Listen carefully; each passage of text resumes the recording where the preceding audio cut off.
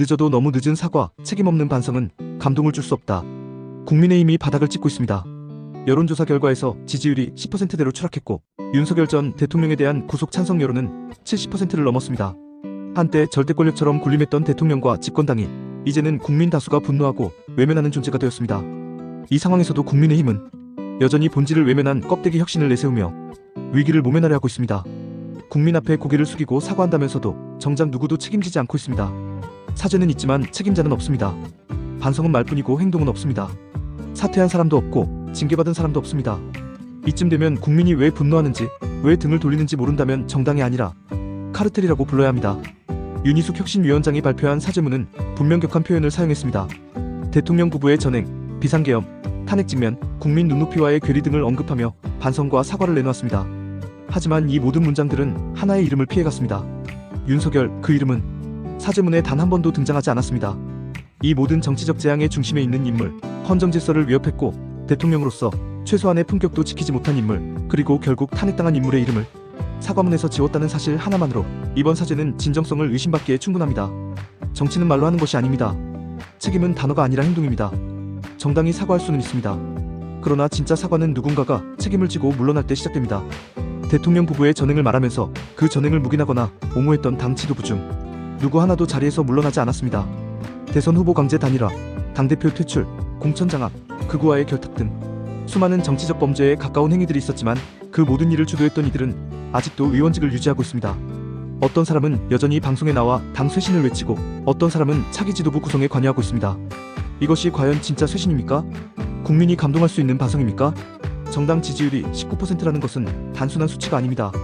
이재명 대통령이 이끄는 더불어민주당의 절반에도 미치지 못하고 심지어 보수의 본산이라 불리던 대구 경북 지역에서조차 민주당의 3%포인트 앞서는데 그쳤다는 것은 보수가 무너졌다는 상징입니다. 단순한 참패가 아니라 붕괴입니다. 이쯤 되면 혁신위는 쇼가 아니라 비상대책위원회 수준의 총사퇴와 긴급체제를 마련해야 합니다. 그런데 지금 혁신위가 보여주는 행보는 위기인식조차 결여된 절차적 반성에 불과합니다. 당원에 새기겠다는 반성문, 전당원 투표를 하겠다는 약속, 당원 중심 정당으로 거듭나겠다는 선언, 모두 틀린 말은 아닙니다. 하지만 모든 말이 늦었고 공허하며 무엇보다 책임이 따르지 않습니다. 만약 대선 전에 한동훈 전 대표의 제안을 국민의힘이 받아들였다면 지금과 같은 참사는 없었을 것입니다. 한 전 대표는 일관되게 세 가지를 요구했습니다. 첫째, 계엄 시도와 탄핵 사태에 대한 사과와 결별. 둘째, 윤석열 전 대통령과의 철연. 셋째, 극우 세력과의 분리. 이 제안은 단순한 정략적 제안이 아니었습니다. 정치 생존을 위한 마지막 로프였습니다. 그러나 국민의힘 지도부는 이를 거절했습니다. 당을 장악한 친윤 세력은 자리를 유지하는 데 급급했고 대선을 승리로 이끌 유일한 기회마저 걷어찼습니다. 그 결과는 명확했습니다. 대선 패배, 지지율 붕괴, 당 해체 수준의 위기, 그리고 이제는 사과도 늦고 쇄신도 진정성이 없습니다.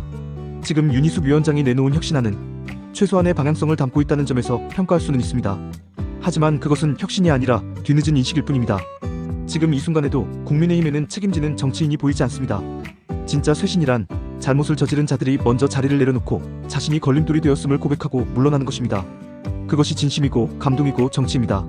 그런데 지금 국민의힘은 여전히 말만 하고 있습니다. 그리고 그 말조차 너무 늦었습니다. 말보다 더 높은 차원의 사과는 당원에 새기는 것이다라는 윤 위원장의 말은 얼핏 들으면 진정성 있어 보이지만 사실상 말로 하자는 뜻입니다. 왜냐하면 당원 당규는 바꿀 수 있지만 물러난 자리는 복구할 수 없기 때문입니다. 당원의 반성문을 새기고 당원 투표를 진행하더라도 국민이 원하는 것은 사과의 형식이 아니라 진심입니다. 그리고 진심은 결국 책임지는 자세에서 드러납니다. 그 책임을 회피하고 이름을 지우고 행동을 미루는 정당은 더 이상 국민의 선택을 받을 자격이 없습니다. 국민의힘은 이제 중대기로에 서 있습니다. 진짜 쇄신을 할 것인가, 아니면 쇄신하는 척하다가 사라질 것인가. 그 선택은 쉽지 않지만 명확합니다. 윤석열 전 대통령과 완전한 결별을 선언하십시오. 친윤 핵심 인사들을 전면 사퇴시키고 그 자리에 당을 재건할 수 있는 인물을 세우십시오. 그리고 한동훈 전 대표와 같은 중도 보수의 상징 인물을 중심으로 보수 재편에 나서십시오. 그것만이 유일한 길입니다. 단언컨대 지금처럼 시간 끌며 명분만 찾는다면 국민은 두 번 다시 기회를 주지 않을 것입니다. 정치는 용기의 싸움입니다. 말 잘하는 사람보다 책임지는 사람이 오래갑니다. 국민의힘은 지금 책임지는 정당으로 다시 태어나야 합니다. 그것이 지금 남아있는 유일한 희망입니다. 그러지 않는다면 국민은 더는 기다리지 않습니다. 지지율 19%는 경고가 아니라 이미 선고입니다. 그리고 그 선고를 외면한 정치인은 늘 역사의 뒤안길로 사라졌습니다. 국민은 잊지 않습니다. 배신도, 변명도, 기회주의도 모두 기억합니다. 지금 이 순간 국민의힘이 해야 할 일은 단 하나입니다. 책임지십시오. 지금이라도 정말로 늦기 전에